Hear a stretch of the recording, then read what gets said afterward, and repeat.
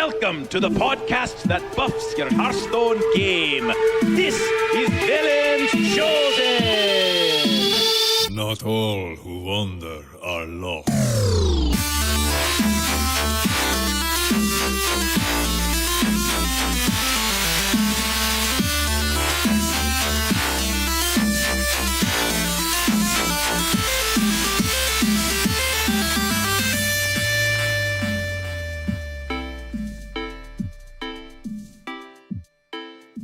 Greetings, Visionaries, and welcome to Velen's Chosen. Whether you're a competitive player, an arena specialist, a deck-building visionary, or just like having a bit of fun, we can help you buff your game and achieve your Hearthstone goals. I am Grant Gould, and so happy to be with you this fine Friday evening, Central Time, 9:30 p.m. Joining me from a different time zone and a different country, same continent though, is yours and my favorite Canadian, Eve Martin. How you doing tonight, Eve? I'm doing really well. Right before we started recording, I hit rank 4, so I'm super happy. You're doing better than I am. I haven't played this much Hearthstone in a long time since we all kind of took a little bit of a break right before the expansion hit. We're all kind of a little bit exhausted of the meta and sort of slowed right down. So I'm like working my way back up to speed, and rank 4 feels good. I got to say, I've been impressed with some of the people in our community. You and Rob and and Navalis and all the people in our community. They have been taking breaks, and all of a sudden, boom! Everybody's at least at rank 5 and climbing, and that's just kind of fun and exciting. The community is jazzed about it. But before I dilly-dally any further, somebody who is not taking a break, we have a very special guest, and probably why you're listening tonight to our show, joining us, a very first time Velen's Chosen guest, a preeminent Hearthstone streamer from F2K, multi-top legend player, top 100 legend player. Please join me in welcoming Nicholena. Welcome to the show. Welcome, Nicholena. It's so nice to be here. You're very flattering, so thank you. That's a nice intro. Oh, I'm glad you appreciated it. We're glad to have you. Anybody who gives up their time to chit chat with us about a game we love, and for some of us, it's our job. For us, it's still a hobby, thankfully. But you've given up your time to be with us and hang out with us, so we're very appreciative. And no, thank you for making this content. It's really awesome. Well, since we got you on the show, let's get to know you a little bit. So I asked a lot of the same questions to all our guests, but want to know, tell us a little about your story. Like, how did you get into gaming? How did you get into Hearthstone, TCGs, and all that stuff? Okay. Let's see. How did you get into gaming? It's kind of a weird question. It's like, I don't really know how I got into gaming. I just, ever since I was young, I probably just played video game at a friend's house, or picked up some cards and just liked it ever since then. I can't remember, I can't think of an exact moment where I was gaming. That's the thing I'm into now. Did you ever ask for a Nintendo or anything that for Christmas? So much. Definitely wore my parents out with those kind of requests. I wanted card packs and different systems and stuff. But actually, my parents were not super accepting of video games, kind of when I was really younger growing up. And they didn't encourage it. They really prefer, books. So their thing was, you shouldn't be playing video game. You should be, reading a book. And so I would have to play when I would go to friend's house. I would sneak over there, hey, can we play your N64? Really want to play, but I identify with all the things that you are saying. For sure. So it was a struggle, but eventually my sister and I were able to convince them to get us Game Boy Colors. So that was, I think, our first system was on the Game Boy. Did you convince them it was educational? We kind of, I think, got into the whole book reading thing. So I think that they saw that as okay, both of them enjoy reading and they read a lot already, so it can't hurt. They'll be fine, But so I think you're so that was probably it. And then Pokemon was just a huge fad when I was that age, and the cards were everywhere, and everyone had Pokemon cards and was trying playing the game, and I liked it a lot. So I played that. I played Yu-Gi-Oh. I think I was probably too young for Magic the Gathering at that time, but so then card games always had a nostalgic thing for me. And then when they kind of when I was a bit more of an adult, I could choose my own hobbies and I could like ferry myself to tournaments and things like that. I just kind of got back into it and was like, oh, I can actually explore this hobby now as an adult, this game. So yeah, I guess that. And then I got into Hearthstone from there. It just kind of like, once you play one card game, you kind of try them all. But That So, takes a lot of like motivation to go to tournaments, though. Like a lot of people just kind of stick with playing with their friends and like at the playground or at school and stuff. But to sort of seek out different competitive places to go, that is like a bit more, I think. yeah, I think so too. I guess the internet really facilitates that. You like go online and you find like help or like decks or like articles about things or podcasts like you guys, and then you find other people online who have the same interest in the game, and then they're like, oh, did you know about this event, or like you should go to one of these. So I think the gateway for like Pokemon tournaments in particular was like pre-release events. I think that's the first event anyone like goes to. They go to a pre-release, you get the packs before everyone else, and then you open them, and then you're like, but then you go there and you meet all these other people, and like, are you going to this, league next weekend, or are you going to this cup? And yeah, so my friends and I just all decided to go to our first tournament together, and we did okay, but then we had like the drive to keep going, I guess, and try again. I think that's just it. You want to be good, so you want to try again. That's so cool because for me, I played Magic the Gathering, but I never got into Pokemon because I'm too old. So hearing about like pre-release things, so Hearthstone's kind of jumping on that train, I guess, doing all their pre-releases. They're sort of copying what Pokemon I did. think I'm not because sure if that Magic made does it too, popular. but yeah, Hearthstone's been doing it lately. Sorry, I didn't mean to interrupt you. But No. So have you been to any of the pre-release Hearthstone things? I hadn't before because I don't know. I guess I kind of got away from doing that kind of event. Like it got so like I eventually I would stop going to local events and stuff and just go to like tournaments and stuff for Pokemon. But I did open my packs early, and I set up a fireside pre-release. Like you can just set one up for your house. So I know a lot of streamers did that to open their packs early, so that was pretty cool. But I did the same thing. Oh, nice. Yeah, I had a fireside gathering with my daughters. it's pretty awesome. Yeah, it's cool. But I've been to a couple tavern events around my area though. Cool beans. All right, real quick, I'm going to try a different server here a minute. What's going on? There we go. You gonna try Can you West? still hear me, guys? I tried West. Can you hear me okay, Nicholena? Cool beans. All right. Just wanted to make sure there was a little bit of roboting on your end, so I was trying a different server. Okay. Cool. Yeah, but it's just it's clipping you off at the end of your know. sentences, so it's no big deal. We just want to be able to hear I everything know. you I'm say. sorry. Well, I If want there's to be able to anything I respond can to do, it. let me know. You're good. You're good. Let's see. That was at 9 minutes, so I can maybe make a small edit there just in the final track. Cool. Yeah, it So sounds good now, really clear. for me, when I got into Hearthstone, I was actually trolling the App Store, and it said Hearthstone, Blizzard game, Heroes of Warcraft, and I thought, I like Blizzard, I like Warcraft, boom. So like Hearthstone is, the internet makes it easier, mobile devices make it easy to play the game. Like what grabbed you about Hearthstone that made you want to do it seriously? Well, so yeah, I had been playing Pokemon for like a year and a half or 2 years or something, pretty competitively, and then I guess Hearthstone was kind of like picking up steam, or I had people tell me I should try it in the past because I also used to play World of Warcraft and in college. So like, oh, I know the characters, I like Blizzard, and it's a card game. So at first I was like reluctant to get into it because I didn't want to start another card game and like invest in another collection and everything.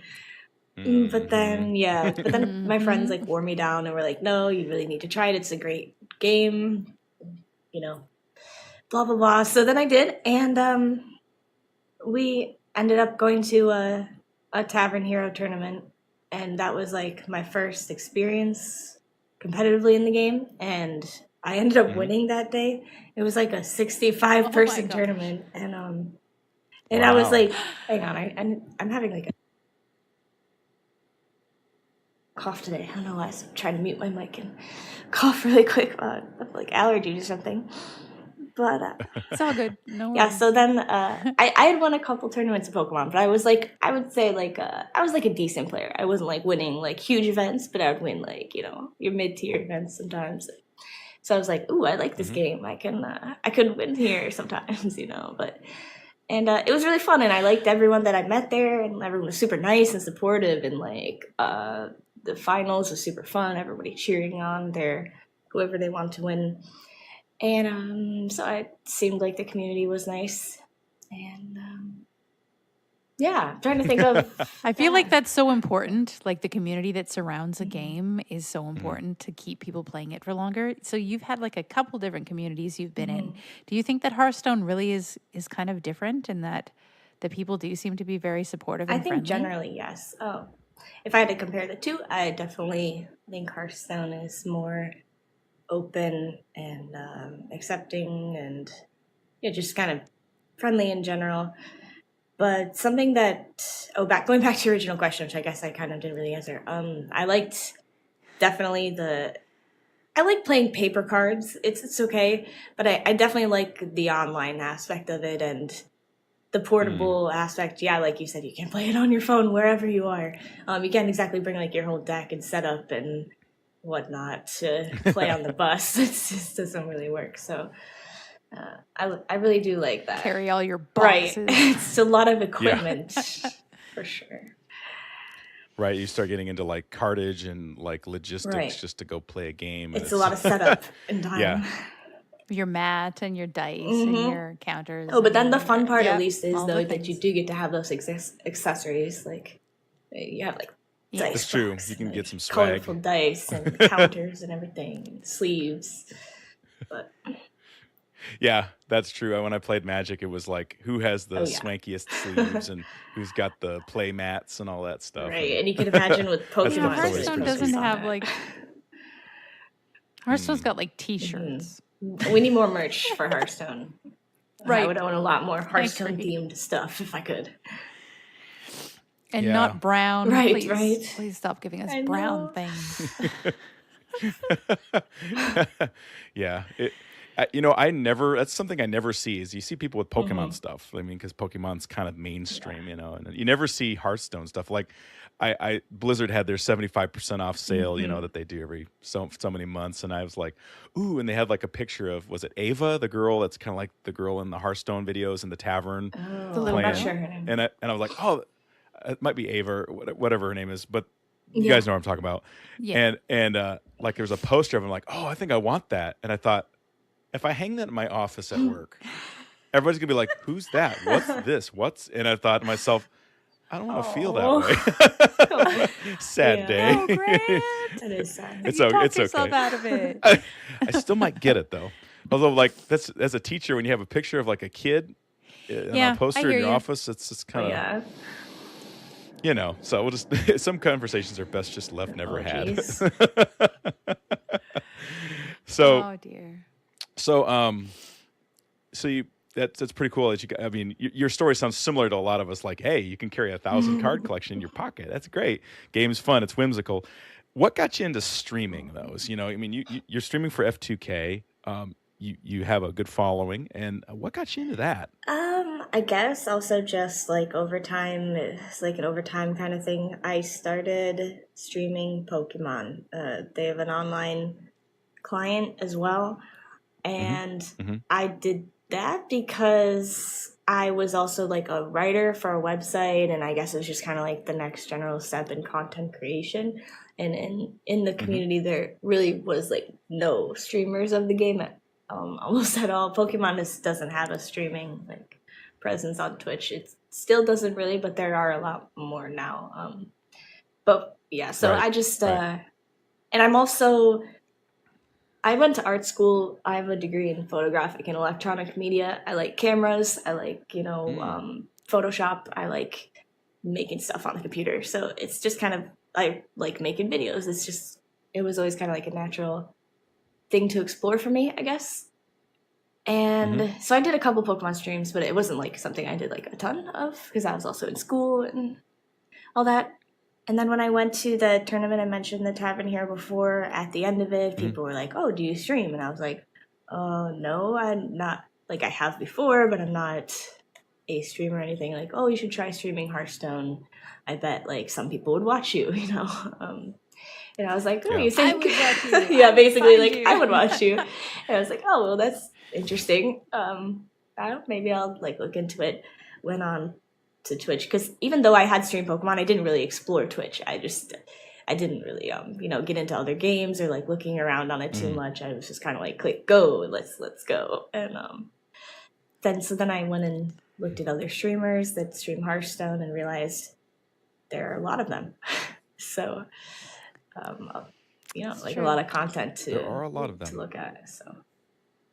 So like was there ever a moment when you thought, I'm gonna see if I can make money at this, or I'm gonna try and like make this I mean, is it if you don't mind me asking, is it currently your vocation at the moment, or is it something you do sort of avocationally? No, I'm full-time streamer, and I think Full-time. almost 3 years, or almost 3 years Okay. since I've had my Wow. sub that's button. Either way, I can't remember the exact point when I started full-time. I think maybe it's more like 2.5, but well, yeah, when I first started, at first I was in school, so I didn't do it nearly very much at all.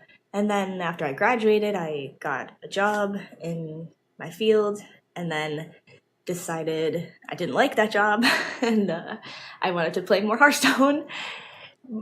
So I was like, how can I make this happen? I could try to stream more. So then I streamed after work for 6 months, or maybe less, 6 months or something, like a couple hours, a couple times a week after work. And then there just became a day where I decided I wanted to leave that job. And at least while I was looking for a preferable job, I would, stream every day and stream multiple hours. So, yeah, but my streams when I first started were like pathetic. It'd be like 1 or 2 hours at a time. And it'd be like... That's pathetic. 1 or 2 hours. Yeah, at a time. now it is to me. Yeah. But yeah, it's Speaking like it's a gotten pro. that. Yeah, I need to learn more about the streaming, because 1 or 2 hours of like straight streaming, like your voice get tired, or actually, no, not really. I Like, don't know. you put the microphone pretty close to your face, but you kind of maybe get tired of hearing your own voice. But that's all. So Did you feel kind of like a reaction immediately, or did it take a while for your follower Oh my base gosh, to grow? long time. I posted, I think a couple months ago, like my growth chart over the past, like since I started, since my very first stream till up until then, and I think it was in December. And you can see it's like so tiny and gradual, like 10 viewers, 20 viewers for so long. But so because that's the way it is when you stream part-time. But either way, I've had like a lot of plateaus, I feel, in my stream, where I would just reach a certain point and then stagnate, and then reach a certain point, stagnate again. So you can see that. But it's only really recently that it's the growth is starting to become more exponential. Definitely took a long time, and a lot of points where I was just like, man, maybe I should give this up and whatnot. But I'm not. I'm just not. I don't That's give what up I was very gonna much, ask so you, like, I'm not good at giving up. But Did you Well, feel discouraged and like question whether this was something you should continue doing, or just Oh, yeah. like you really like doing it and you wanted to continue right, doing it? I definitely really liked it, but it was hard to justify for so long, and especially when you have to like talk to other people about it, like your parents and people. It's kind of a thing that you need a strong justification for in the first place. Yes. And if you look at it, you're like, you know what, Mom and Dad, I don't really have anything to show for this right now, but I promise in the future I probably will. Like, it's a little tough, but So how did you, I mean, like, now that you've been doing it for a while, I guess would be the better question. You've been doing it for a while. Are there days when it's just like, man, this is the job, this is the gig, this is my 8 to 5. I'm getting up, I'm doing it. I'm just going to do it because it's my job. Or do you find yourself passionate about it for the most part? I think, of course, this like the time anything becomes a job, it becomes a bit less fun, right? It's always Sure. like once you have to do something, all of a sudden you don't really want to do it as much. But Right. other than, I think it's probably the least like that of any job that I could imagine, besides being, like a rock star or something like that. But I think, as far as like, everybody's got to have some kind of job or way to support themselves, and for that, it's probably one of the best ones you could have. I think. I definitely still This enjoy is it, true. but there are days when it is like, well, I don't feel like talking to people. I don't feel like I'm fit for conversation or whatever. I'm not in a good mood, but then you kind of have to sometimes get over that. But sometimes you don't, and you can, just lay in bed and watch Netflix. But Cool. That's So, how we are on Valens too. yeah. Yeah. Sometimes you have to record a show and you're like, the meta's so stale and I'm so bored with Hearthstone that I have to come up here and think of something to Right. say and make a show out of it. It was pretty rough to be Oh. like, oh, okay, can't wait to play against another odd pally on ladder tonight, or another like 50 of them or whatever, For hours Yep. and hours and hours. Yeah. Oh my gosh, I feel for So you. yeah, I think And then try and make it interesting and like talk to people. exactly. And, Like, oh, they hero power 2-1-1s. Here we go. Well, we say on the show a lot that if it weren't for the community, I think the game would die. I think that you kind of mentioned it earlier about the strength of the Hearthstone community. Like that at the end of the day, it's like, man, we're just doing a week to week show. We do a couple hours once a week. And like Eve said, there's just been times where we're like, okay, what do we talk about this week? Can't talk about Gen and Baku decks because that's boring. And what else can we talk about? Who can we get on the show Done that that a could bring million some life? times. And it's like, but at the end of the day, the community and like thinking about what the community wants, is interested in, and stuff like that. And then like the support you get from them and stuff like that. It's like, aha, you get one good little bit of feedback. You're like, okay, rejuvenated, ready to go. Let's do it again. Let's make another show, And now that Rise of Shadows has come out, like we mentioned earlier, man, the community is just back, and man, just the vitality that has been breathed into the community at large is just very, very interesting to see and exciting at the same time. So I guess we'll just transition into the next thing. So, like, what are your opinions so far of Rise of Shadows? Like it, dislike it, cautiously optimistic, cautiously pessimistic? What do you? I definitely usually like to try to be positive about meta states, and I think this one is really underdeveloped. So I think there's obviously it's hard to tell what a meta's gonna shape up to. Either way, even if this first kind of like iteration here doesn't pan out that well, we have another set coming like even already relatively soon, so that's gonna change things a lot. And the time to me is not that long, I guess. So I think I'm just like chilling, waiting to see where it goes. But right now, there certainly seem to be a lot of RNG elements. I think I saw something on Twitter that this set has a lot more RNG cards compared to last sets, like any other set, actually. I don't know if you guys have seen that, but Yeah. I agree with that yeah. statement, though. Apparently, it's like a lot more. So that because of the lackeys? it might be the lackeys. Yeah, I mean, I'm sure they don't help. Yeah, they definitely contribute. I mean, I'm trying to find. Oh, here it is. I can put it in the chat. It was Zeddy that posted it. Okay, cool. Yeah. So. Well, it's the lackeys. It's also the some of the mage spells, Some the legendaries. the conjuring, too. the legendaries. Was it Heist Baron? Katrina.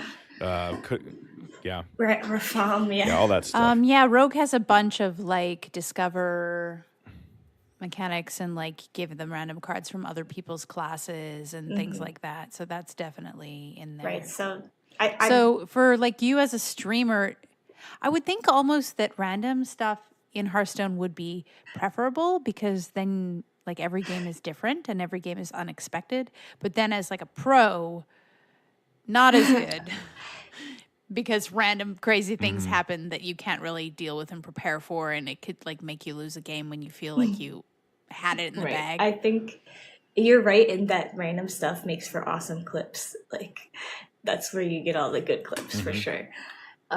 With the RNG. But I think just since the experience of playing the game goes maybe down when the amount of randomness is increased, at least for me and my playstyle and my preferences, it makes it a little harder to stream hours and hours and hours. Randomness is maybe probably more fun when you're playing a couple games a day or something like that, but when you don't really want it's a frustrating feeling to like lose to a card that says created by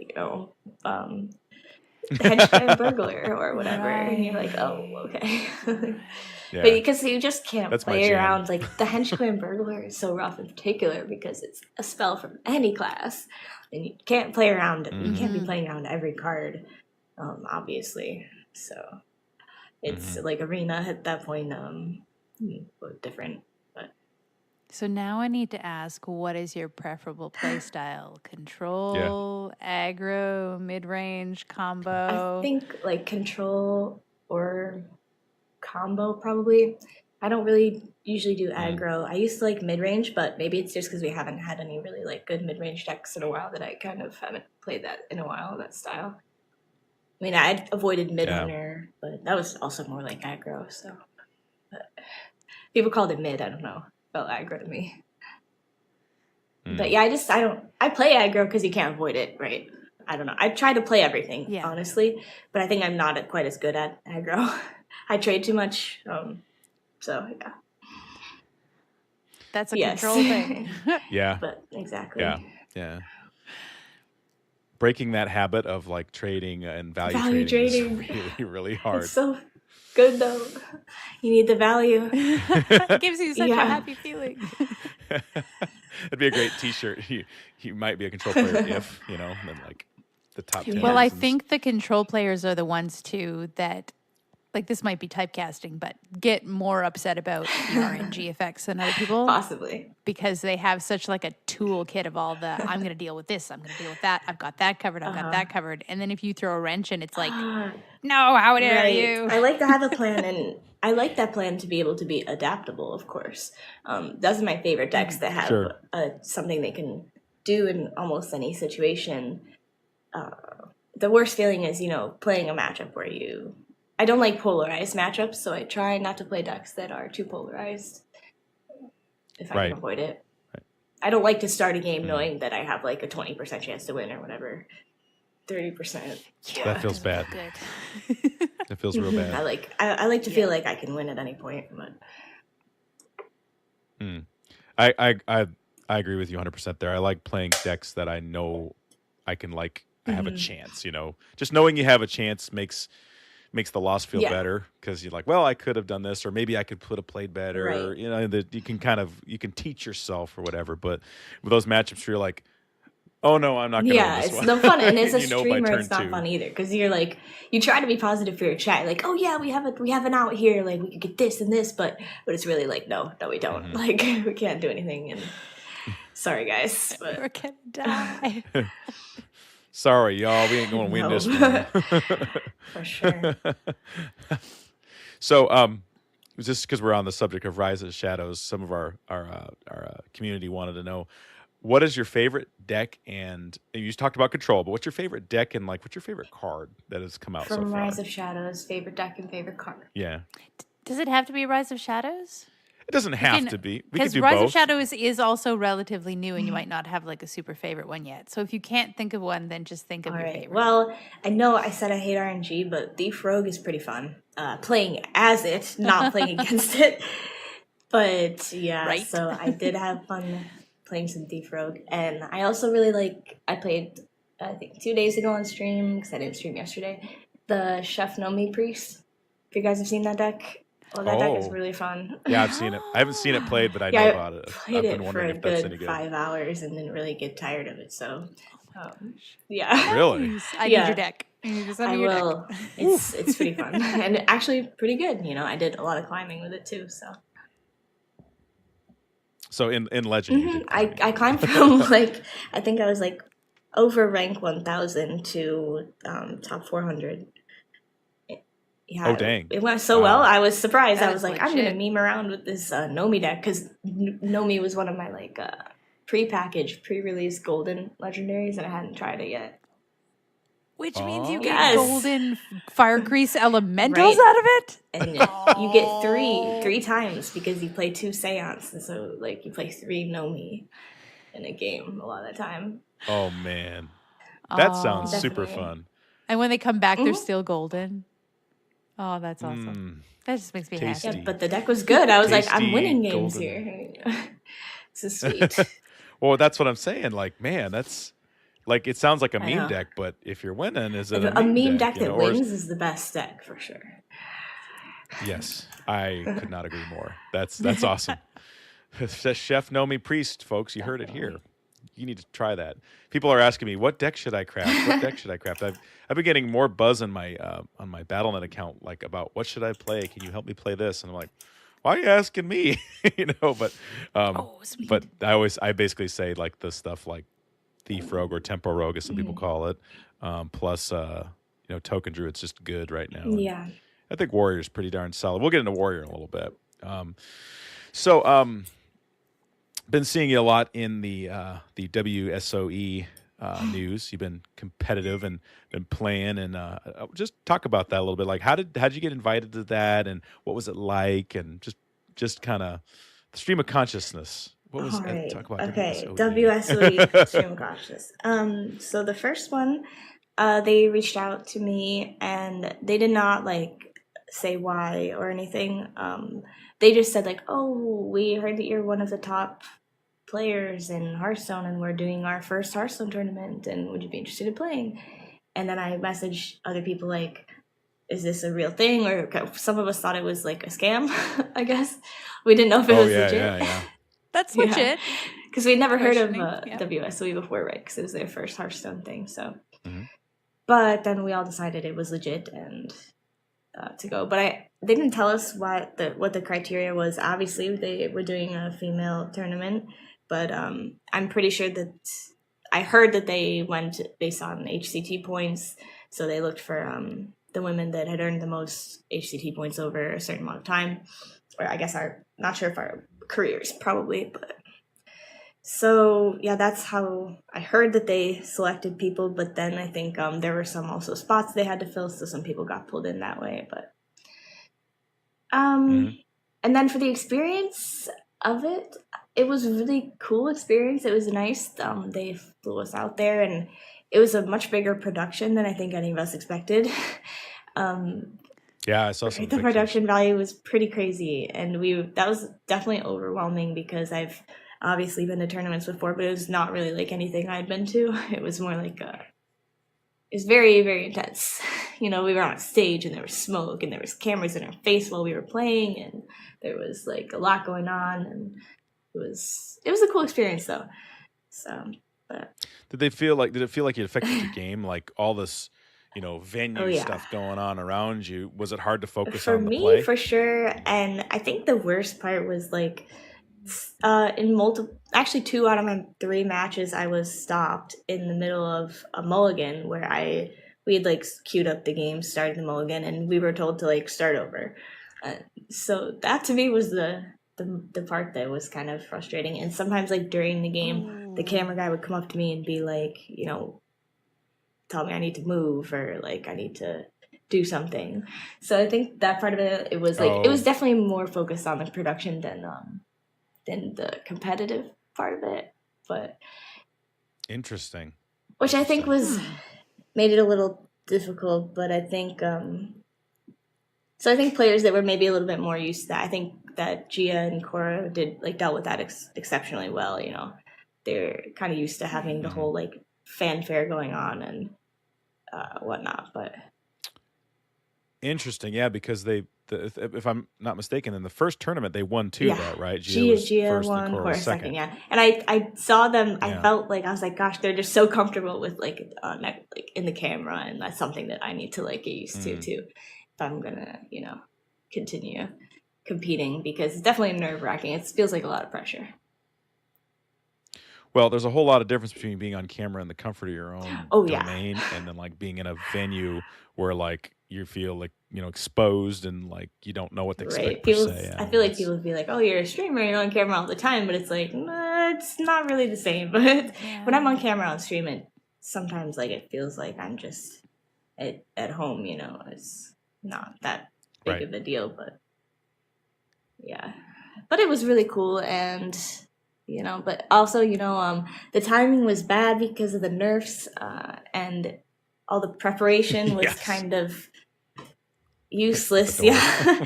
So I felt bad Yeah. about that because I had put a lot of time into learning Kingsbane Rogue, and I also Shudderwalk was Mm. probably my main deck for quite a while right before that happened. So I felt like my two best, like strongest decks that I knew how to play the best were like just killed. And obviously I liked Druid a lot too, so that was a bit of a bummer. Yeah, that those decks just kind of ceased to Right, exist. they were gone. They're done. They were done. Oh, and they were done. so Yeah. good for they were good. They were obviously really good. Like, and I felt that going in, I was like, I had a little bit of an edge because I know that I was one of the fewer people that played those decks extensively. But Yeah, those yeah, were a jam. Oh I yeah. was like, oh my gosh, now I have to just play even shaman and aggro. I don't like it. Don't want to play it. That it's interesting is you kind of putting sort of a different spin on it. I've heard people say that like, oh gosh, you can't change the rules. Hearthstone don't do nerfs right before a tournament. It screws with the players. And from the outside looking in, you're like, well, if they're good, they can handle it. But then when you think about it, like, after listening, you say, I'm a control player. I like this. And you talk about your mindset. It's like, it's not just changing data. It's not just changing, it's changing kind of like your Right. aptitude. It's like you've just kind of taken my advantage away. You've taken, And it's like weeks interesting. of Your prep. wheelhouse and your Yeah. tool set. And I could have Weeks prepped of other prep. decks. That Practice was and the frustrating training. part. And I think it also would have been fine. Like people were saying, like, "Oh, just play a different deck," which I play every deck, so it would have been fine. But I think the problem was combined with the 9-deck lineup. You're gonna in that format, you're gonna be left with your weakest decks pretty much every time. Yep. And you're gonna get like one or two of your good decks through. But if it was just like the regular 4 deck, I don't have to play Druid that just got Wild Growth and Nourish nerfed. But in the 9-deck format, like you have to bring Druid and you probably have to play it. Like it's gonna not be banned the whole time. But so Yep. That makes sense. and I think if you're a good player, I'm you should be still able to do hung it. up. But I think which is maybe normally true, but 9 decks was just a little hard to like retool everything because obviously like my main banning strategy was gone out the door too, so I had to like adjust. I think I had to change 6 out of my 9 decks entirely because my lineup was kind of based around getting either Shaman or Kingsbane through. So I'm still hung up on like them interfering with your play. oh yeah, no, that was crazy. For the sake of production value, coming over and talking to you while you're trying to Right. concentrate and be professional, I just find that completely unacceptable. Yeah, that was crazy. I'm not trying to complain about That's them not or anything, respecting the but person as a professional, interfering with their play and their time while they're concentrating. That is yeah, I think not I think we respectful. brought it up to them after the fact, like you can't make us restart games, and I think they just weren't familiar and like didn't really realize that it mattered, I guess. I don't know, but That the whole mulligan Yeah. just changed? Like you're gonna get a whole bunch of it brand new was their cards now first this card time, game and it changes event, your but whole- yeah. Yeah. It was nice of them to put the whole event on either way, and they were really nice to us when we were there. So Just like yeah, tips for next exactly. time. Like also putting your opponent's deck lists in English or whatever language that you speak. So other just small things like that. It's hard to know if you don't small run things card like- game tournaments before. Native speaking languages Yeah, are preferred. I Yes. was like, oh no, I have to could just like decipher all the pictures for this one. oh man, Yeah. yeah, that's tough. Difficult. It's like even though you stare at the game all the time and you can look at a deck list and you can probably figure it out, but it's just that extra mental Right, hurdle when of you're saying, trying to play the game. okay, what card is that again? I'm not good at the card art. I'm like people are shocked by how much I like don't recognize card art. Like I have no idea what's on each card. I'm just, for some reason, the person that reads the card name instead of looking at the art. So I know the name. Everyone Yeah, takes I- in information Yeah. differently. Yeah. Cool. Let's transition to some of the news. Considering we're talking about tournament stuff, we can kind of get into the news a little bit. So, Eve, why don't you tee us off on sort of the big hubbub right now in the Hearthstone sphere? It dropped today, actually. It's caused a bit of a fury in the community. Yeah, we don't talk about the competitive part of Hearthstone that much, except for to touch on what, who maybe won and say, yay, congratulations. But it is it's been talked about a lot in Twitter and in our own community by people that, care a lot about the game. That Hearthstone Grand-masters announced the people that are going to be competing. And there was one woman.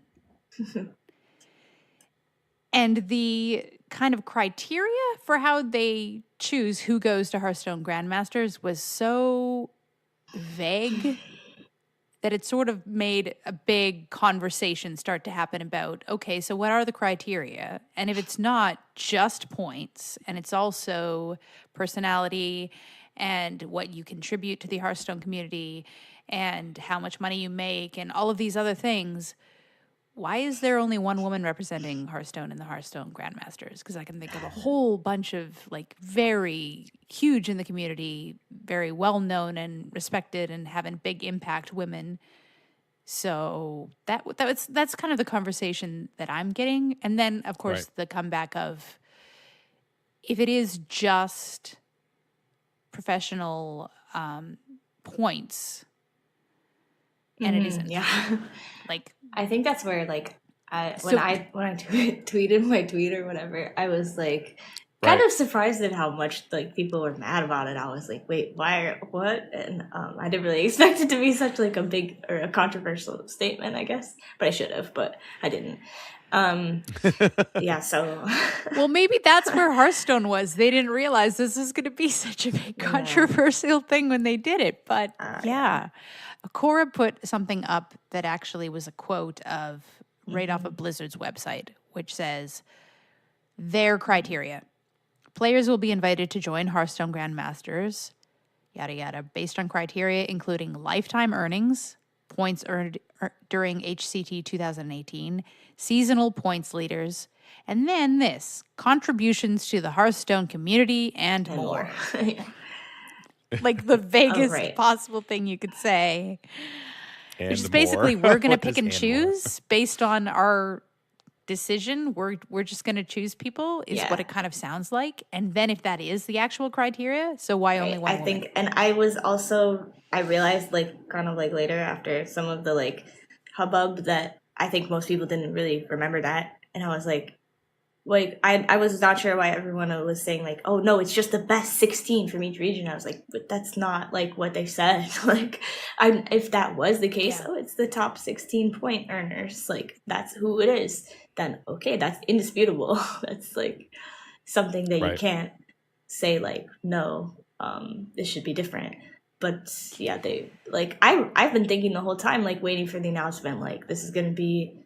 Because I obviously, maybe I read things that Hearthstone posts more attentively or carefully than others because it is my job exactly. And I was like, do you guys not remember how they announced this? So the whole time we've kind of been expecting. And I know originally people expected a lot more legend spots, and they cut them a lot down in the final thing. But either way.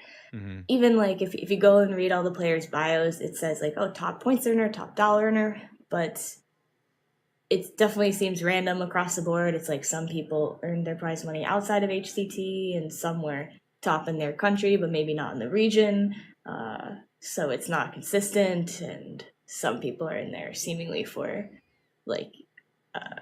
none of those reasons. And yeah. Well, it's such an oddity because you're talking tens of thousands of dollars or more, hundreds of thousands of dollars. And for something that has that kind of price tag associated with it, what in the world are they doing making the criteria subjective? You know what I mean? What are they doing? Yeah. Right. And that is the point. It's like America's Next Top Model now. No, that is the point, which I think it's fine to have an invitational league as well, but I definitely think there should have been more of a clear criteria, or if it is literally just handpicked, I mean, okay, go with it, but then that's your chance to increase diversity in the scene, and that's what I think people were like, kind of concerned about. It's just like if we're just picking and choosing, exactly what you said before, we could choose more women. And nobody's asking for a 50-50 representation here. I think what they're asking for, I think what people are looking at is like, okay, you picked, it's such a, what was it, 1 out of 48? Was it Patra? It's just Patra, I can't remember how you say it. Patra was the only person that was a woman that was invited. And it's like, okay, she's a great player. Course, she's accomplished a lot in the scene, but like, why not maybe 5? Why not 10? I mean, and it doesn't mean you just have to find a woman. A woman. It's like there's a array of people you could look at and say, let's have this person. And I'm sure. And here's the thing, even just from like a marketing standpoint of view, it's like science. It's been proven that a woman in an advertisement draws way more attention. Yeah, I mean, and people to an event. So yeah, I think like there's a lot of women that have similar accomplishments to Patra, and if that's okay, if that's good enough for the league, I think that we could have had some of the other women as well, and but some people saying like, oh well, this is because there are not enough women competing. And like, how can we have more women compete? But this is such a good opportunity or a good way to do that, because a female player, like, women watch streams and watch Twitch too a lot, and I personally get all the time like, oh, thank you for being a female Hearthstone streamer, and you've really inspired me to, like, as a woman, to continue gaming or try harder or get into more competitive stuff. Like, I've heard that many times. So watching someone like you, a female, play at a high level is inspiring, and it makes, like, WSOE, I heard a lot, was like super great. Like, all the female players loved it to watch, because it's like, I want a woman to root for, from my region. But it's just, Absolutely. it's representation is important in media, and it's vital to, I think, helping that part of the community grow, for sure. Well, and it's interesting because like the current people that are streamers, that are female streamers, female gamer competitive players. I mean, you guys are sort of, in a lot of ways, you're kind of like the first of your kind. I mean, how many times I've heard this so many times where I was a girl and I played card games and was like, why are you doing that? I was a girl and I was playing video games and I didn't want to ask for Christmas because my parents didn't really get that or approve of that, And a lot of it is it just doesn't understand. Just don't get it. Don't understand it. Like, when I was a kid, I didn't, our parents all did that. When I was a kid, I didn't do that. So why do you want to do that? It's just, this is the world we live in. It's quite simple. But even my girls are more like, my girls play Overwatch. My wife does not understand why they want to play Overwatch. and my girls both want to play Hearthstone. They like it. It's probably because I do it, but like, they like playing the games and they get joy and satisfaction out of it. And if there are people saying, hey, be like me, you can do this as a career. Like, shouldn't we want to show what the successful side of that looks like, rather than just make it look like a one gender dominated kind of thing?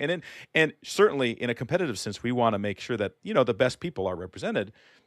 But at the same time, it's like, we can use this as sort of like for longevity for the sport, to create more depth in the talent pool that exists at large, and all that sort of thing.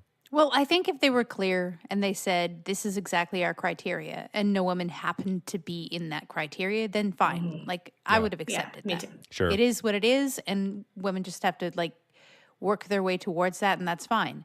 But if they're going to say these are criteria, and that includes a lot of women that are in there that could have been chosen, and then only one is, then that clarity is now, or lack of clarity is now, giving everyone doubts about exactly what's going on and a lot of questions and why. Right. Why? I think like even like so we don't have the whole like this you need X amount of points to be in the league or you had to have made X amount of money. Right. So since we don't have that, like you said, and it's even if maybe like of course there are deserving like male players that also didn't make it in. And like Sidonia. particular Sidonia is the one that Yeah. comes to my mind as well. And even and of course that's unfortunate. Of course not everyone can be included, but I don't like the thought that including more women would take away from like the male players, because that idea to me is just wrong. And I think we can make room for women in this in this sphere without having the mentality like now we're excluding more deserving men.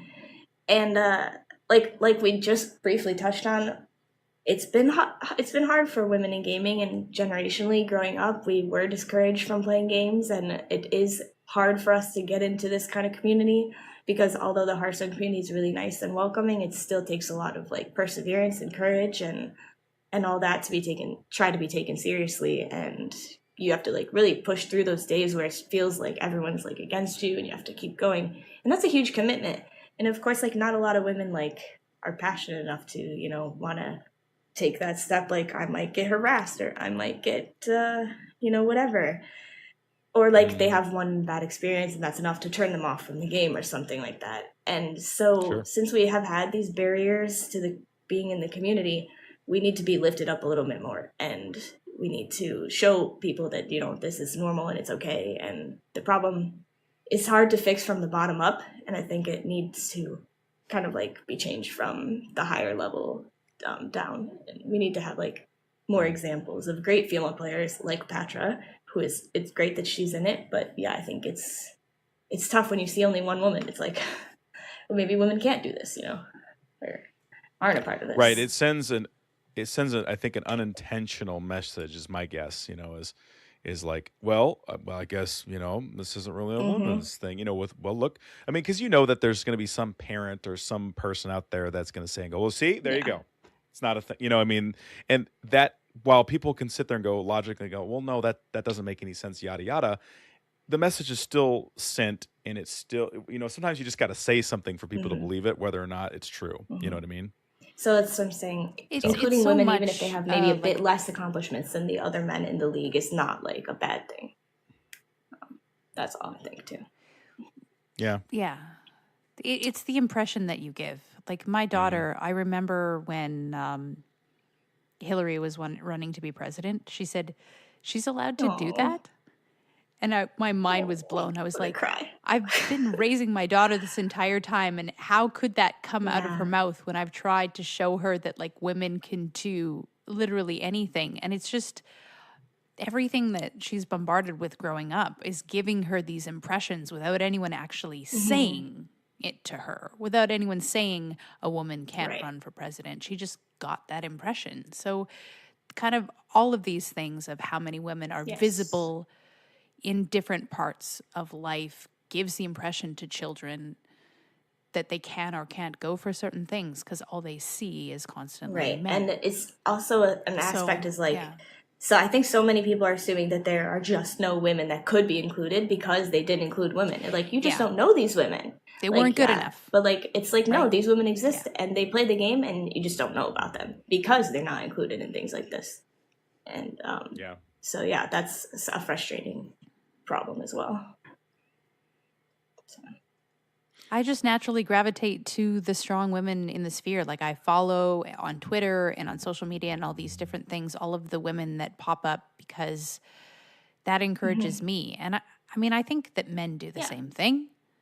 They follow people that they admire and they find encouragement and strength from. So right, exactly. Everyone needs a role model for sure. Yeah. Or peers, just even peers. Like, why would you want to join a game where you see, like, well, I have no other women to talk to? Like, but, or that's what you think. So. Yeah. Well, you remember, like, it's like birthday party syndrome. It's like that feeling. It's like you might be friends with a girl, but if you know you're the only boy that's going to be at the party, like, exactly, like, go to that party, man. And it's the same way. Yeah, like reverse, I may like really want to go to a Pokemon tournament, or really want to go to a Hearthstone event, or like a tavern, but like maybe I'm scared because I don't want to be the only girl. Yeah, in a room full of guys, exactly. Like, I kind of wonder if men are able to kind of imagine going to a group that is just all yeah, women and they're the that only almost man never there, happens. and That's how weird. that would feel. I've done that. It is Right? weird. And that's the And I'm not saying only it's experience so you had at heart. uncomfortable. Like I go to a dream hack, there's I can see like three, maybe two or three other women in like the whole room, like in the Hearthstone section or whatever. But and then we usually find each other. Well- like, how are you doing? What's your record? Yeah, like all these dudes around Yeah, here. There's so many of exactly. them. I don't want to. It's intimidating. It's really intimidating. You know. I can imagine that. I mean, it has to be fairly mixed for it to feel comfortable. That's true. That's true, and I think it goes both ways. Probably less intimidating for a man, Probably. but I could see that. It's like my wife has said, "Hey, I need you to come to this thing once or twice." Like, I'm like, ugh. okay, and I go and like all her friends are there, and I'm like, okay. I don't know what to do now. And like imagine that thing I was don't know what to something do you with really my wanted to hands. participate in and like be accepted in and like part of the conversation about. Yeah, Like, yeah, that's Not even just like a Right. temporary thing your wife asked Exactly. you to come to, but a place you're going to compete. right. and against to- those. Like, yeah. Oh man, it's rough. Yeah. I think the word here is empathy. Yeah. Yes. Well, man, it's good discussion. It's good. So, Nicholena, so like, if you could have if you could take your magic wand and wave it, like, what would you like to see? Like, what would you ask for or have changed that you think that would help this further along? Well, I think that pretty soon some of the other female players and I are gonna make like an extensive talk, like roundtable video about just only that topic. So so great. excited about that. And so like myself, Gia, Awesome. Cora, and some other people are going to talk about that. Mhm. I'm Yeah, excited. so I gotta That's like awesome. come up with some ideas and stuff and brainstorm. But if I could wave a magic wand, I mean, I think it's like I said, I think it starts with representation and like it's really a really complicated issue because a lot of people have preconceived notions about it, and they see what they Sure. see, and they don't see what they don't see, which is a female player's perspective, like through their kind of eyes, and they don't really understand how things that they may not notice affect that whole thing. So it's hard to say one thing like, oh, this would fix it or that would fix it, but it really is a Right, thing right. that everybody needs to change about like their attitude about. Obviously, given like all of the controversy on Twitter, it's clearly an issue, even though lots of people would like to say like, oh, it's just there is no sexism in the Hearthstone community or anything like that. Like, but there. Yeah, when you get those Right. immediate reactions, it's There like, there oh, is there though. you go. Yeah, there it is. So Well, yeah, Screenshot. yeah. I agree with you. Like, sexism does exist, just like toxicity exists. Like people, like nobody I know uses the N word, and yet I see it a lot in text, in chats, yeah, in and it's like wait. So racism still exists Right, apparently. You know what I mean? Of some kind. It does exist. It's just that sometimes we'd like to believe that the world is a lot more sanitary yes. than it really And is. if you don't spend all or most of your time on the internet, I definitely could see how you would think that it's really not that bad. Because I think the internet is definitely kind of like a breeding ground or like an easier place where those kind of things get through and they can have their voice where maybe they don't in like day-to-day life. But Yeah. It's easier to say it when you're not looking oh the yeah, person in for the sure. face. in I the can't eyes. explain to you how many times no I've filter. just had the thought like, would you really say this to my face if you saw me? And usually my inkling is no, that you don't know. You wouldn't, but Likely not. Likely not. definitely. Yep. Because then you have to Right. You'd have to run.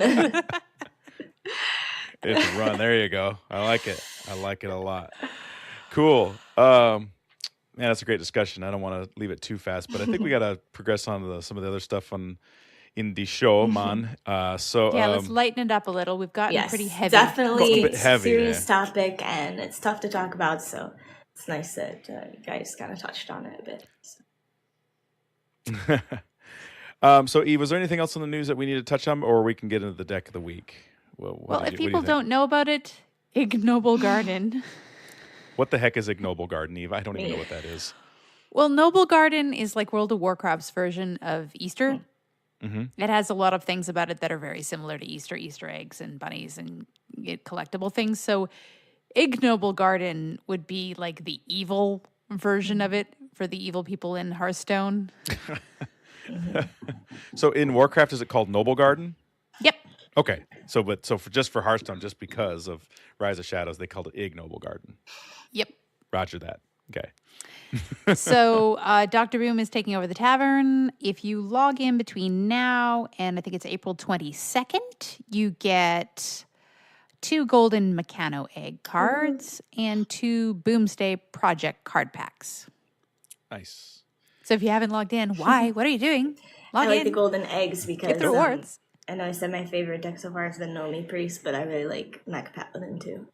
Mech Paladin's been super fun. Yeah, that Mech Hunter deck was cool. I stupidly said on last week's show, I'm like, oh, Hunter, they're not doing anything.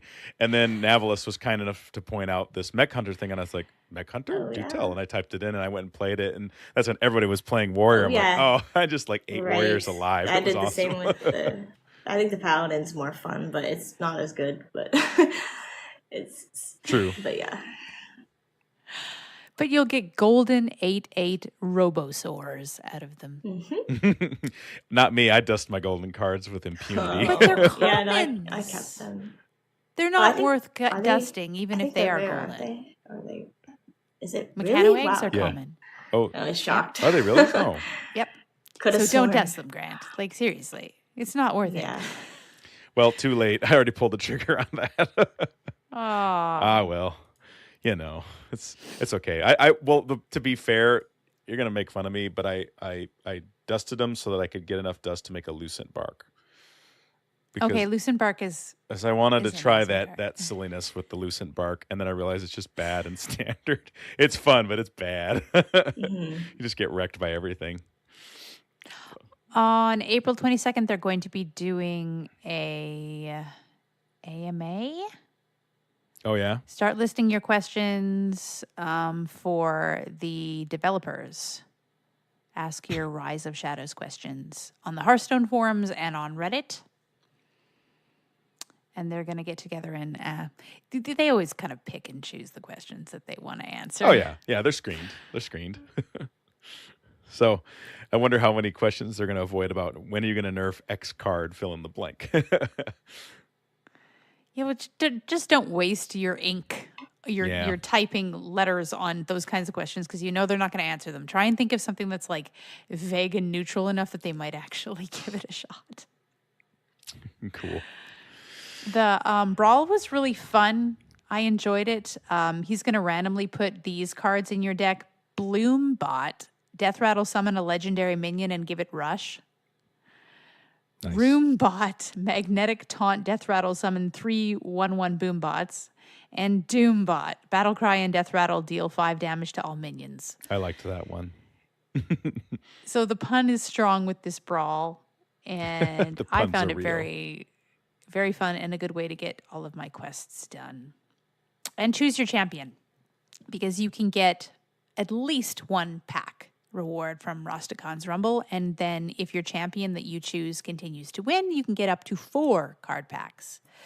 So do that before April 24th. Go to the Choose Your Champion website, which is just like playhearthstone.com, and then you can find your way to it. Have you chose your champion at Eve? No, I haven't. Is there a Canadian one available? Because I usually just do that. Whichever one is Canadian, I... Yes. Teebs is Canadian. Comedian. I can't talk. I don't know. Nicholena, have you chose your champion No, yet? I have not. I chose Ike. That's what I chose. I'm like, go. I'll do the American Language thing. hacker, I have never Language heard hack. of, but apparently he's Canadian. He Oh, won. yeah. He won one of the big Yeah, HCT. America's What was it? champions. Was it spring or Oh, winter? I'm not sure. That was the one I was at. It was, Okay. winter. Yeah, I was surprised when he won. I was like, "Oh, language hacker! I know who that is," because I had heard him on Hearth Coach like 2 years ago. Before he was just like ladder grinder, would do some tournaments and stuff, and then he goes and shows up and wins I the whole know. doggone tournament. I'm like, whoa, cool. Just dark horse come out of nowhere and just take everybody by storm. It's pretty cool. Okay, well, let's see I here. picked him. You did good. You got to be true to your Canadian Done roots. and done. Yep. Always choose Canadian. If you didn't choose a Canadian, would you feel weird? Kind of, but I would have been okay if there was a woman to choose from. Yeah. Yeah. Well, unless it's Patra, All right. it's not going to be that way for a while. Oh. You're not going to be able to. She's just going to get so much support from the women in the community. She's got a lot of responsibility here. It's like, man, that's a lot to put I on know. one person if you I think know. about it. It's kind of unfair. Yeah. Yeah. It's kind of like how when Wonder Woman came out, they were like, this movie better be awesome. It better be the greatest thing since sliced bread Otherwise. because women director. Woman superhero. You're all never this getting another stuff, movie. Oh, by you far, now Wonder Woman's the best of the represent. franchise right now. Yeah. By far. Oh man, if this doesn't work, not another chance. But think of that Yes. pressure. Like, you now represent Right. all women in the Right? Hearthstone scene. That's All crazy. professional women. That's so crazy. I'm like, wow. Yeah, with no camaraderie Oh man, yeah. either. But she does have a lot of people who are rooting for her Yeah, and oh, supporting yeah. her. And yeah. Definitely. Okay, well, let's get into the deck of the week, and I picked this deck of the week because Nicholena hit legend with this deck, and so I grabbed her list off her Twitter stream, and I'm like, I'm going to play this deck because, well, our listeners know, and Nicholena, you don't know this, but I'll tell you anyways. It's my only non-golden class is Warrior because I just can't make myself play Warrior for some reason. I don't know why. I'm like at just under 400 wins with it, and I have like 1,500 to 2,000 wins with almost every other class, but I'm not even 500 with Warrior. So I'll give you the list. It's just a control Nicholena is warrior. very disappointed Warrior's in you, one of my Grant. favorites. I can hear it in the voice. That's the thing is like I know a lot of people that are like, I love Warrior. Oh man, I would play Control Warrior and I just feel at home and warm and fuzzy on the inside. And that's just not me. And I don't know what it is because there have been combo Warrior decks. There's been Control Warrior. Yep. There's been aggro Warrior decks in the Everything. past. So I mean. Every slice of Warrior you can imagine. Every slice, but I wasn't playing very seriously back when Patron was around. I was pretty much a filthy Me casual too. back in those times, but I wish it could come back because I wanted to play Patron. And Patron intrigues me so much that I would want to get good at that one, but that will never be apparently. Oh, that ship has sailed. Brawlseum. Anyhow, Except in that random Yeah. brawl, remember where they? Yep, the Brawlseum where they brought back all of the like best. I never got to decks queue of up the with that one. past. I got to queue up legit old school oil rogue, and that was the feels, man. That was so good. With Oof. unnerfed. What is it? Blade Fury. Blade Flurry. Blade Flurry, yeah. Oh, Yeah. man. Hitting people in the face and No. clearing their board at the same time is just the best. Maybe if we get Nicholena to tell us how it plays, she might ignite in you a passion for Control Warrior. Well, I've been playing it all day and yesterday because I was like, I'm going to get prepped for this because, I've played Control Warrior a fair amount in like the past, but I think there's things that are eluding me because I am not a master. But that's why I'm going to ask a master. So here's the list for our listeners. It's just a straight up Control Warrior. It's not a bomb Control Warrior list. So be ready. It's got 2 Eternium Rovers, 2 Omega Assemblies, 2 Shield Slam, 1 Town Crier, 1 Whirlwind, 1 Execute, 2 Slam, 2 Warpath, 2 Weapons Project, 2 Acolyte of Pain, 1 Phantom Militia, 2 Shield Block, 1 Militia Commander, 2 Brawl, 2 Dynamatic, 1 Harrison Jones, 1 Ziliax, 1 Azalina Soul Thief, 1 Dr. Boom Mad Genius, and 1 Archivist Elysiana. So there's only like... What does Archivist Elysiana do? She... Basically, you discover 5 different cards, and you put 2 copies of each in your deck. So you substitute your deck. So if you have no cards in your deck, It's against fatigue, right? yeah, well, and it puts 10 more cards in your deck. That's kind of what it does. It also gets rid of all the bombs that Bomb Warrior will put in your deck. So that's kind of cool. But this is a control strategy. It seems that basically bleed your opponent to death. And I was wondering if Nicholena, if you wouldn't mind, like just kind of talk about the deck a little bit, and then I'll ask you all the questions that pop into my mind as we Sure. go, if hmm that's okay.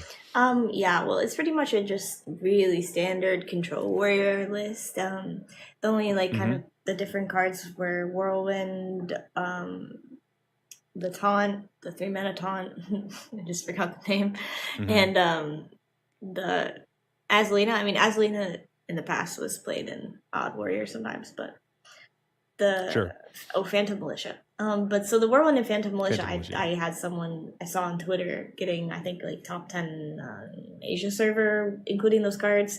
I can't remember exactly Mm-hmm. their name. I believe it was something that wasn't an English name, and I don't know what it was. But I wish I could give them more credit, but I'd so piece of advice for people when post their lists on Twitter, you should put your name in the deck title, your gamer tag, so that I always know when I use Yeah. someone's deck whose it is. Then I added the Azalina, and the strategy is just like you said, control the board. The Whirlwind and the Taunt are for Zoo and Token Druid, so it's so you can go against Whispering Woods. Soul, you can go Whirlwind Brawl. Otherwise, Mm-hmm. you brawl and you get all the tutus, and it doesn't really work. You get Savage Ward the next turn anyway. So Right. and the Phantom Militia is also really really good. It gives 3 taunts. It just stops them from killing you for a turn. So and Azalina was for Right. the Warrior Mirror because I was facing just a ton of it. I started playing it and it wasn't so many like in rank 2 when I was playing it was pretty much entirely all rogue, and then in rank 1 I started playing against a lot more just Control Warrior Mirror. So rather than changing to a deck that just beats Control Warrior like Mech Hunter or something, because then like Mm-hmm. you're gonna hit all the rogues again, and there's the Token Druids still, Yeah. and they're gonna beat you down. And I was just like, I'm just sticking with Control Warrior, but I'm gonna put in Azalina because my plan was draw more, like use my draw cards, where usually in the Control Mirror you don't want to draw at all because you're concerned about fatigue. Sure.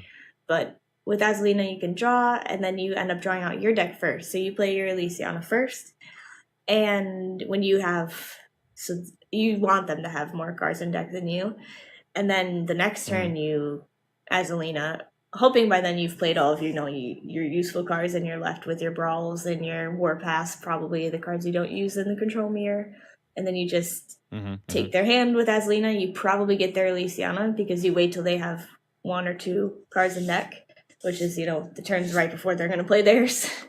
And then you get to play a second one. So you've added 20 cards to your deck, and they've only added 10 in fatigue. And although you've drawn more throughout the game, you still beat them in the long run. And also, people tend in that matchup to just keep a ton of cards in their hand. They're going to almost stay at 9 like all the time because it's about value, and you don't want to play a card unless your opponent plays a card. So, and most people don't include Azalina, so no one plays around it anymore. I love everything you just said. Like I want to like put it on a poster in my office. So well, that makes a lot of sense because I was going to ask you like Azalina, like how do you use that? But see, I didn't think it didn't dawn on me that you would want to play your Archivist first and then wait till I guess you're assuming that your opponent in a mirror match is going to be really greedy, right? Because normally that's how you win. You wait till the very last card you've drawn in your deck, and then you play it. And So also, I used it on the way against a mid hunter to kill them because I had nothing in my hand after having used most of my clear, and they like just played Zul Jin and had like Masters Called and Dire Frenzied and everything, and I just got their hand full of like burst and like a Tundra Rhino and some buffed minions, and then I ended up doing 17 damage to them the next turn for the game. Oh, But that's so hype. that was nice. I wouldn't have won that game without it for sure. So, for example, it can be good against aggro too. If you don't draw boom. So what is this deck's really? I mean, I guess probably we could say Mech Hunter is probably this deck's probably weak against. Does this deck have any other decks that you'd like to avoid if you're playing it? Yeah, Mech Paladin, any mech thing, I guess, and Because of Death Rattle, right? Yeah, any deck with sticky minions is hard, except for I think it's good against Token Druid. Lots of people say Token Druid beats it, but I mean, especially if we play the Whirlwind and the Phantom Militia, it does It not beat doesn't. it. Yeah, I agree. Pretty much agree. Trust me, I've been playing a ton of Token Druid, and this is the deck I Yeah, don't like to it's see. just if the warrior player uses all their stuff correctly, it's pretty hard for the druid player.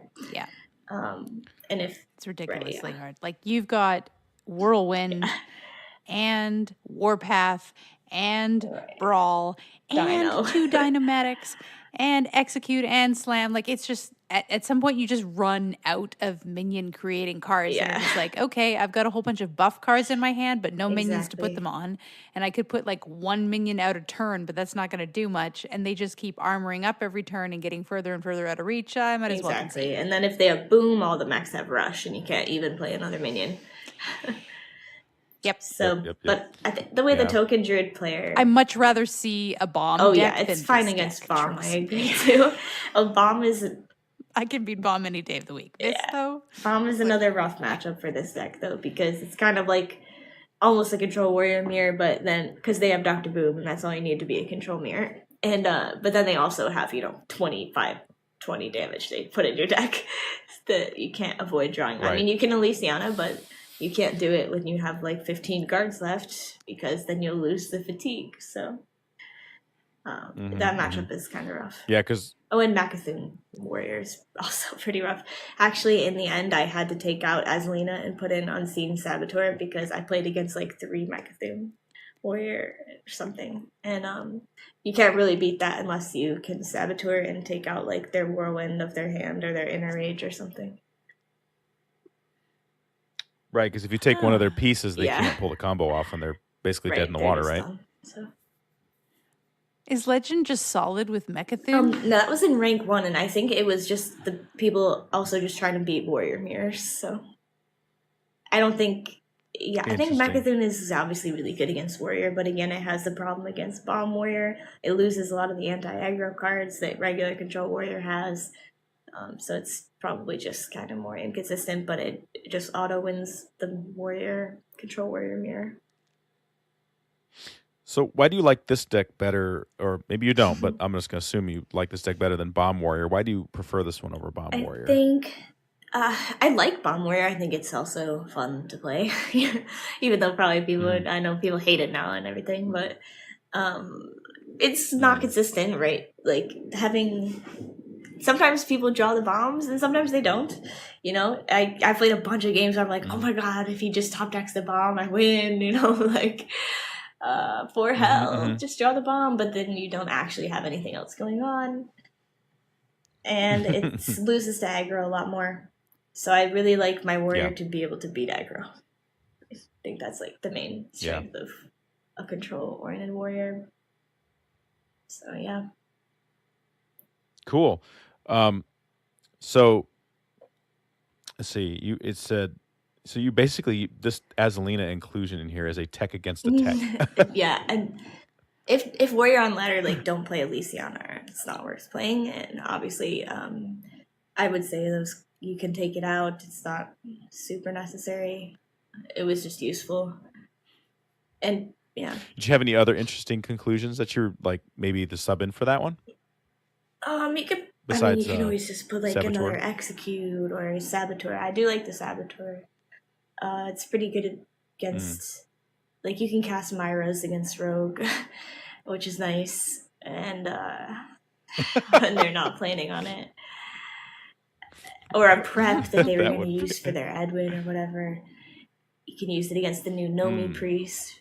You can cast one of their Seance or something, and that really ruins their plan. But what's the card that does it's the taunt? It's like a 7-cost taunt that does 3 damage to everything. yeah, I know what you mean. I don't remember the like name. when it dies, though. death rattles. What about that card? Does that card have a place in this deck potentially, or is it just I overdone? think that card is good. I think that card just hasn't found its deck. But I do think it's a good card, and maybe it could have a place, but I'm not sure if it's too slow right now. It doesn't draw, it clears. People aren't playing Silence, though, so it might be not too bad. I think. Yeah. This is true. I've seen almost no Silence in Yep. whatsoever. Except for Silence Priest. Yeah. Yeah, but even I haven't Yeah, I seen don't think that. it's very Like I haven't popular. I seen have it. not run into any. Well, granted, I was down at like rank 18, so maybe it was You just see a lot of wacky. stuff. Or it could have been off of Oh, Whizbang. I don't know what the That's Whizbang probably decks what it was. are. I don't either. I haven't played as much Whizbang as I want to. I have a golden Secret Whizbang because I Paladin. like all golden decks. So that was pretty neat. So when you're playing against like let's say if I'm playing against a mirror, what am I looking to mulligan? Like what's my favorite mulligan? Like best mulligan All ever? for Boom. Yeah. Boom. Mulligan Yep. everything for Boom. I could see that. Guy played against Whoever gets Boom first wins. Pretty Yeah, much. it's I very could see that. helpful. You can win, but it depends on how far apart the booms are. Like if they boom on 6 or 7, you boom bottom 10, yeah, you won't win. But Yeah. Huh. No, I had that experience today. I was playing against a bomb mirror, and I was thinking about that. I mean, I was thinking about that. And he had boom on 7, and I didn't get it till like 3 or 4 or 5 turns later. I'm like, there's no way he's just going to outvalue Yeah. me, because he gets to cycle through his hero power Yeah. so many times, and if for no other reason, then he can just ping me with some of the yeah, stuff. usually it's not that bad for like 3 turns, but yeah, once it gets into like 5 or 6 turns, it's like, okay. Like once they get a couple mechs off it, it's hard to deal with that. Mhm. But they could roll a couple like, if they just hit armor or 1 damage to all, it's not that bad. Sure. So, like against token druid and or rogue, like what am I looking for predominantly? Token druid would be like you would keep warpath and brawl, so your wide board clears, and you could keep whirlwind. You would keep 1-drops like Town Crier and Eternium Rover. You could keep backlight, especially if you're on coin, because a lot of time it'll get more than 1 draw, and that's useful. You probably you could keep boom. It depends on if you have like another clear in your hand, and if you're on coin. So if I already had a clear in my hand, because boom is also really good. Like because like we said earlier, all the mechs get rush, and that makes it really hard for them to keep anything on the board. So and against That's kind of a win more card though, because boom only helps them if you're already ahead. Boom is not going to help you if I have a board. Well, I mean, it depends on how big your board is. Like, yeah, if you have a board that's gonna Savage Roar and kill me next turn, of course it won't help. Yeah, unless you need board clear more than right. you That's need what I'm boom. saying. Yeah, exactly. I agree. So you should only keep it if you have like something. If you could keep it if you have like a couple 1-drops too. Like say you had a Rover and a Town Crier, and then you could probably keep boom. I'm just saying from my end of the board, the things that I don't want to Right, see. yeah. I'm going, please don't have it, please don't have it, please Boom don't is have it. more effective than you think it is, though, because it does have that 1 damage clear, so that means you can like hero power brawl. It does have the 1/1s that can trade. It has the mechs, which gain rush, so it's pretty useful. But you do have to kind of be in a spot where you're safe to play it. But usually, if you keep it, you're going to be playing it pretty early in the game, and the token druid is like fast, but it's not that fast. It's not really as fast as like Rogue or Zoo.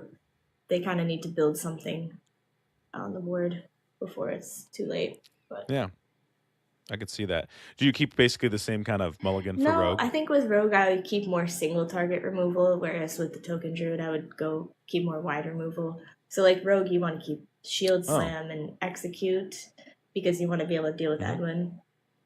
And but you could still 1-drops are still Edwin is good to their keep, big obviously. deal.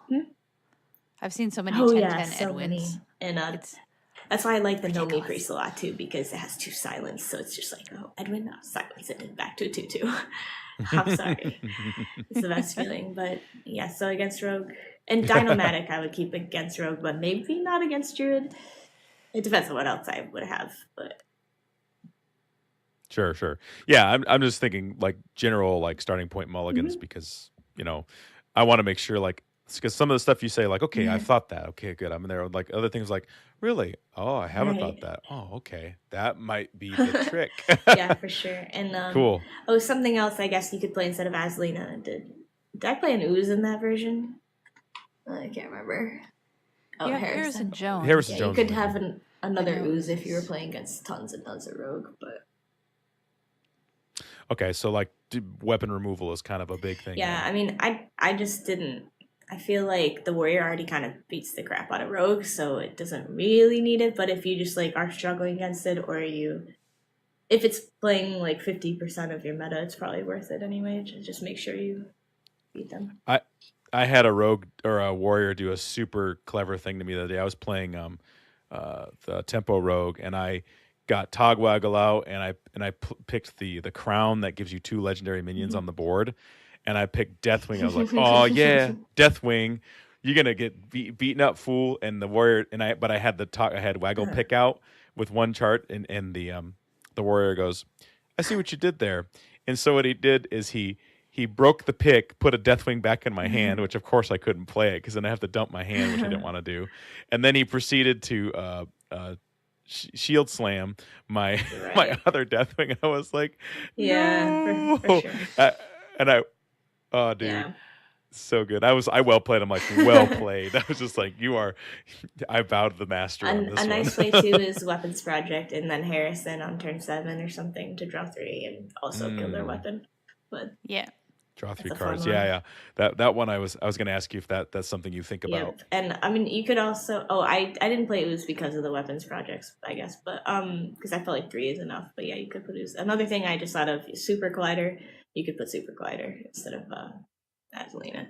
Ah, Super Collider. I don't think it was that good before, but I think right now it's a bit better because it's not super good. Yeah, it's really good against I was gonna Druid. say, sometimes it's good and sometimes Because it's all not, of Druid's minions are the same health and attack most Yeah. of the time. It depends. The 1/1 wisps, it's pretty really bad against, but yeah, the treants is great first. Yeah. When you have Oh, yeah. 3 treants. Rip. Yeah. Yeah, Super Collider. Yeah, I like that card a lot. We all underestimate. I think Eve, you were the only one that when reviews came over that thing, you were like, "Oh, this card's good," and we're like, "No." I thought it was so good, and people, Dumb. I do remember that too. People were like, "No, that card's terrible," and I was like, "I don't get it. It seems good to me," but You can use their own Yeah. minions to destroy their own minions. Like, what? What is not good about that? It's very good. True story. I also thought Sulfurous Awesome, was going to be Eve, good though, so can't call them all. Sulfurous, yeah. Right. Ah, well. Yeah, you get them right, you get them Exactly. wrong. But that's what makes it fun, though, right? I mean, that is the When you speculation. go back and go, oh, I thought this was Yeah, going to be it's the saddest amazing. Yeah, I mean, I have many cards in my collection that I crafted thinking Oh, this yeah. thing is going to be Me the too. next best card ever, and I was like, nah, I Me didn't play too.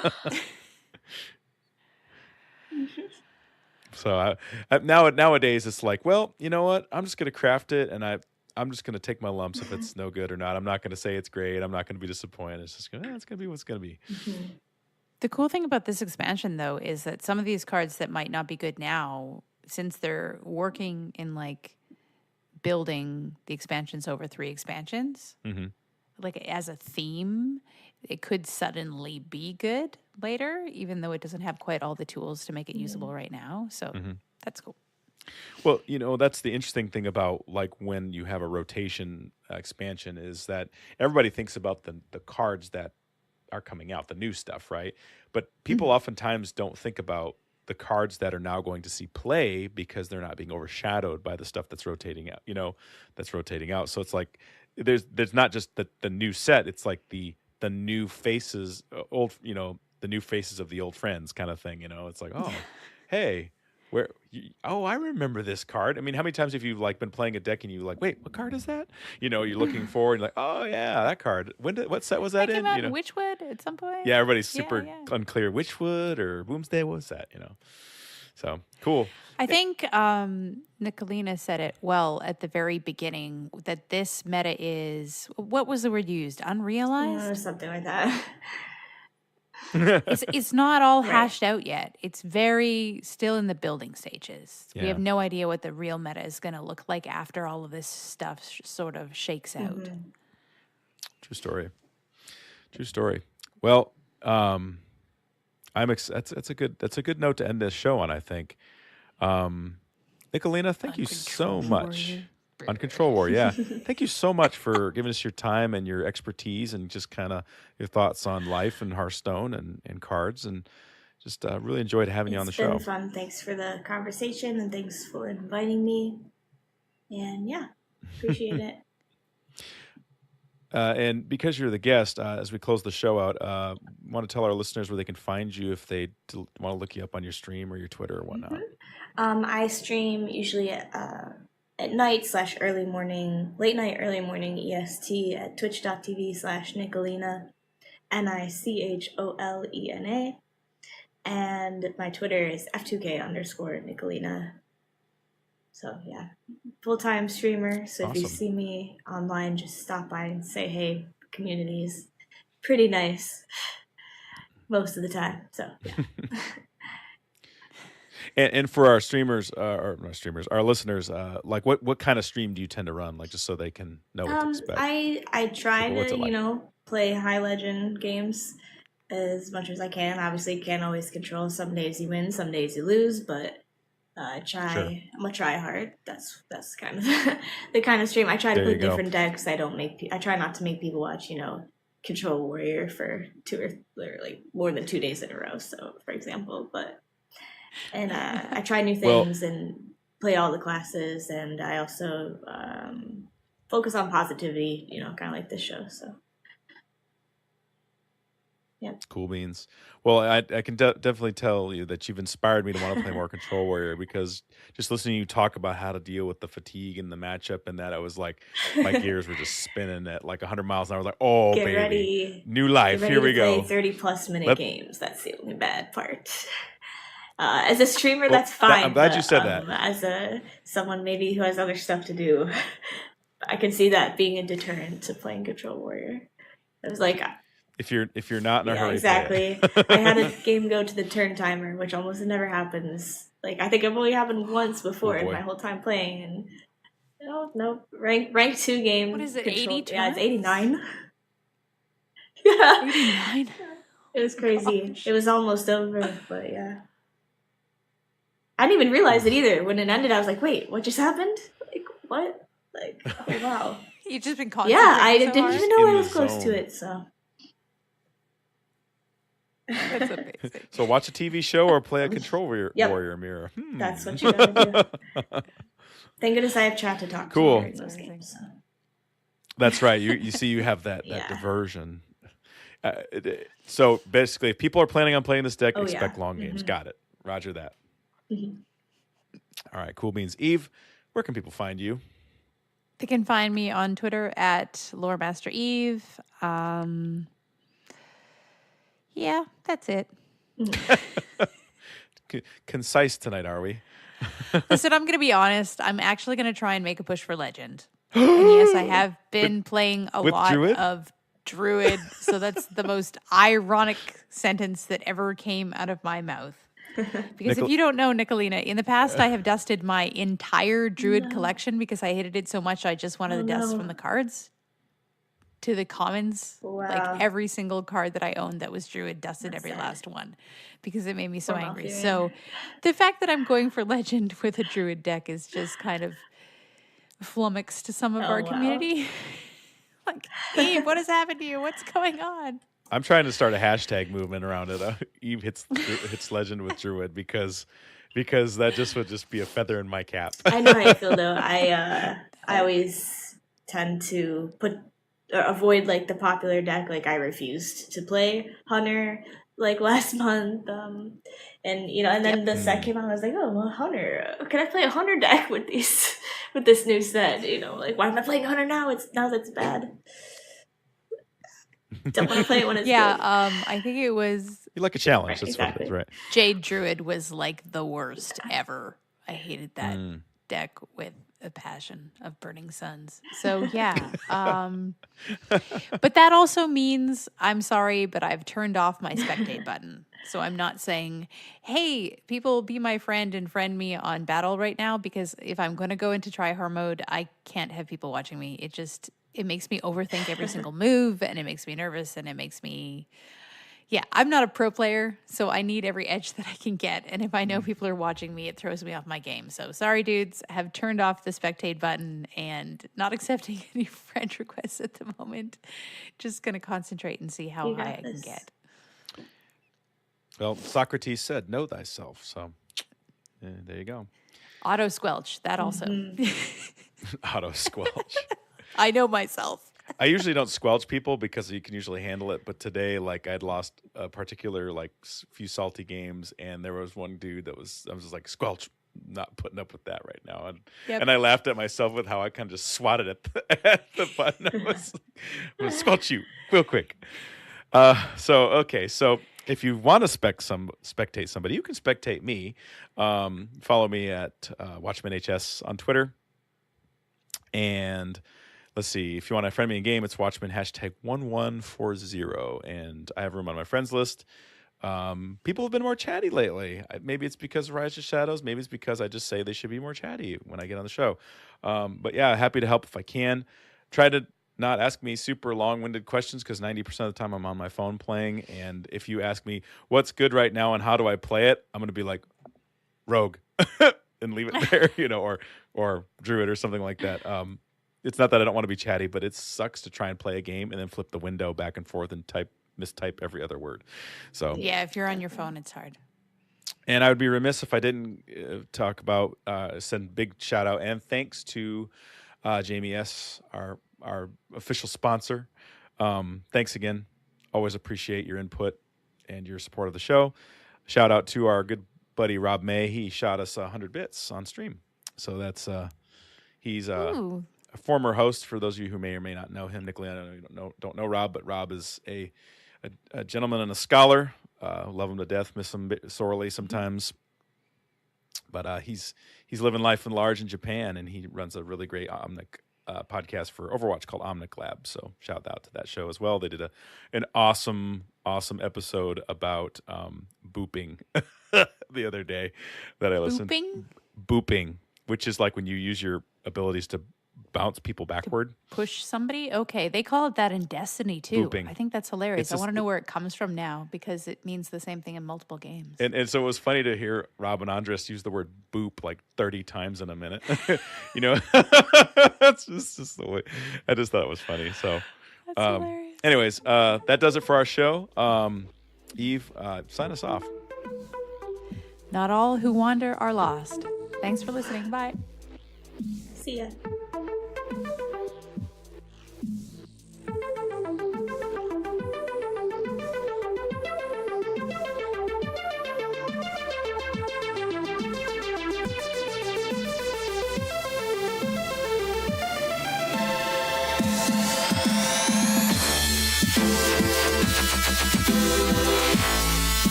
I foresaw this.